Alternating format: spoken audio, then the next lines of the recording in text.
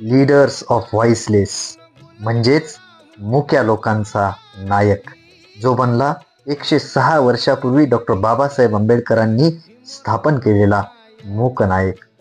अशा या मूक नायक वृत्तपत्राची जाहिरात छापायला त्या काळच्या लोकमान्य टिळकांच्या केसरीसारख्या वृत्तपत्रांनी सुद्धा नकार दिलेला होता.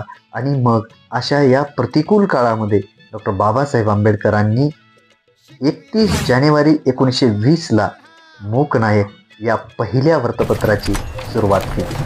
मूक नायकाच्या स्थापनेची बातमी ज्यावेळेस कोल्हापूरचे राजे छत्रपती शाहू महाराजांना समजते, त्यावेळेस त्या काळामध्ये छत्रपती शाहू महाराज डॉक्टर बाबासाहेब आंबेडकरांना भेटतात आणि 2500 रुपयाची मदत छत्रपती शाहू महाराज डॉक्टर बाबासाहेब आंबेडकरांना करतात. आणि डॉक्टर बाबासाहेब आंबेडकर जे क्रांतिकारी काम उभं करत होते, त्या कामाच्या पाठीमागे छत्रपती शाहू महाराज खंबीरपणे उभे राहतात.